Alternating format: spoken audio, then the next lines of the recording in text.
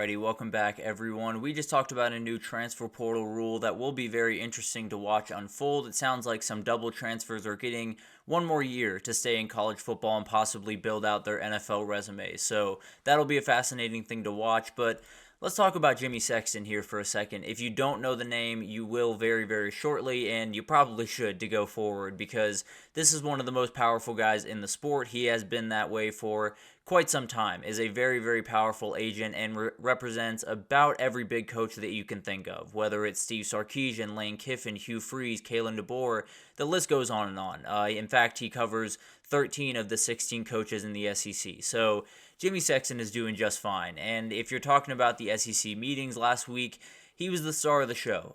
We knew that without Saban there was going to be a little bit of a void that had to be filled. And obviously, Kirby Smart filled some of that, but Jimmy Sexton might have been the most popular guy in Destin this past week. So he's someone that's going to be very, very fascinating to watch. I think he's someone that when you look at him and you feel kind of his energy, he's a very understated guy.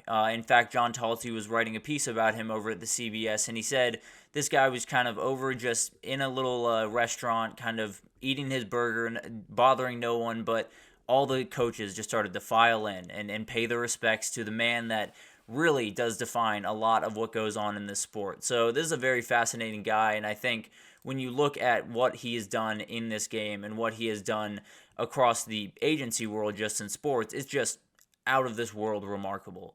He has totally cornered the SEC. He also has Dan Lanning. He also has Mike Norvell. He has incredible group of coaches as his clients right now, and it gives him a lot of power. There's no two ways about that. He's someone that when he shows up to SEC meetings, when he shows up to pretty much any room, everyone knows that he's there, and everyone knows that they got to please him just a little bit. So he's someone that's really, really fascinating. He's someone that, if you know college football, if you want to follow college football, he's a name you'd likely have to know because he holds as much power as you could possibly imagine. I think he's someone that, you probably don't see very forward-facing very often, but that's kind of the way in college football. We have a lot of people behind some closed doors making a lot of big decisions, and Jimmy Sexton is one of those guys. So many of you likely know who he is or I've heard stories about what he's done in the industry, but he's an absolute superstar. And one of the biggest things about him is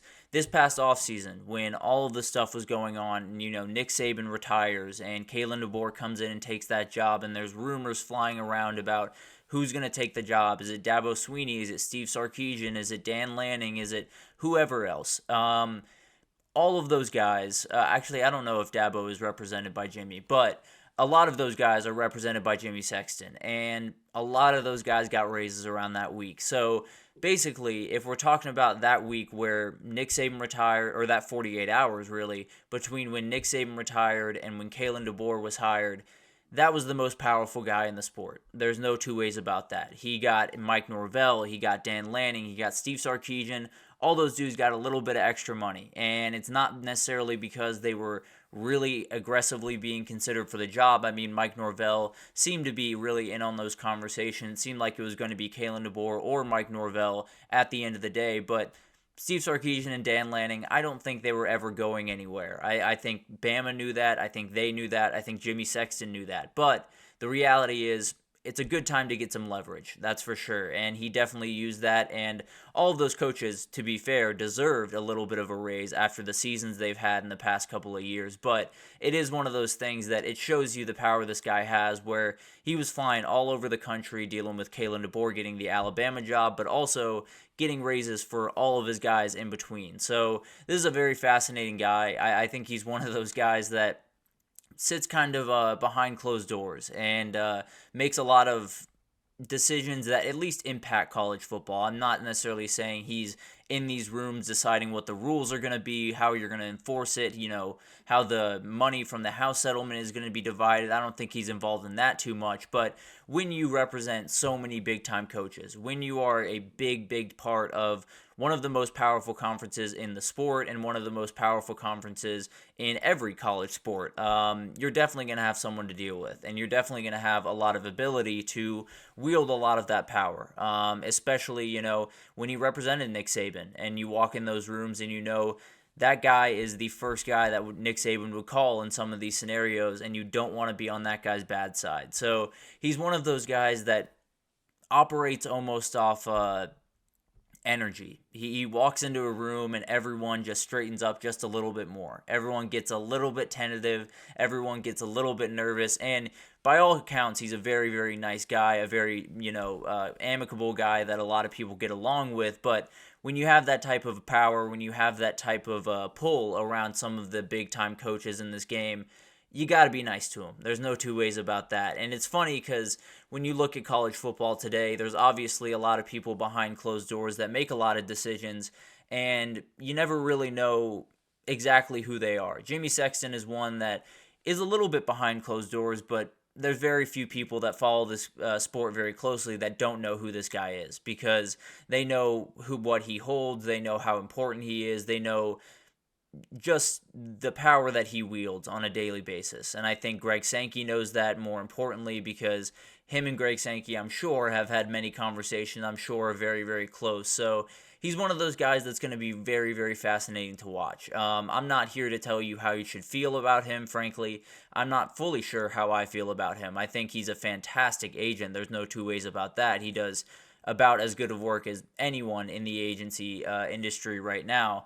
But he is one of those guys that has a lot of power, and I don't know where his priorities lie, I suppose. Well, at the end of the day, they lie with his clients. So, to be fair, he's kind of just going about his business. But it is one of those things where you got to know the name, at the very least. You got to know, who the power brokers in this sport are.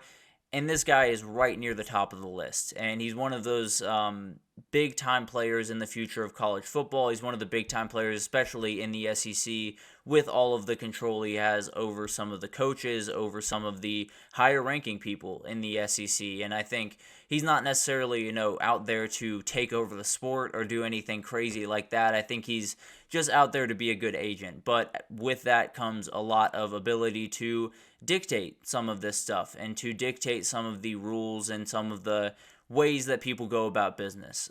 So it'll be fascinating to watch all of this. Obviously, we've seen some coaches start to, leave college football, start to push off into, new adventures, whether that's the NFL or retirement or whatever that looks like.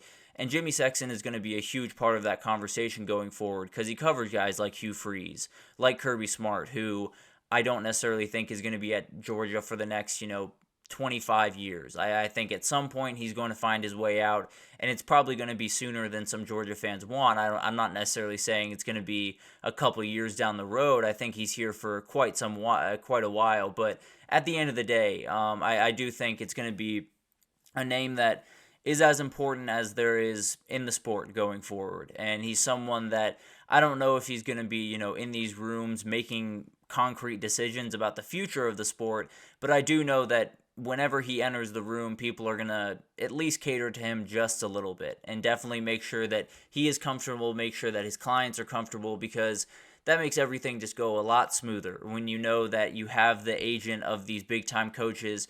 He doesn't, hate you is the big goal when you're talking about Jimmy Sexton these days. So this is a guy that is going to be very, very big part of what college football looks like going forward, because he's going to be a big part of what the SEC looks like going forward. And I think he's someone that when you look at him at face value, he's just an agent doing his job. He's just a guy that likes to make as much money as he can for his clients, and he does a really, really good job at doing that. But it is someone that you do need to know. As we get into this new era of college football, and there's so many new people kind of entering the conversation and getting a seat at the table to make some decisions, you should know their names at the very least, and you should know what they're about, and you should know at least a piece of what they're about. And it's definitely tough to peg this guy down, because he is such a kind of an enigma, such a powerful guy that a lot of people have a little bit of trouble pegging down, but a very, very fascinating guy, and definitely someone that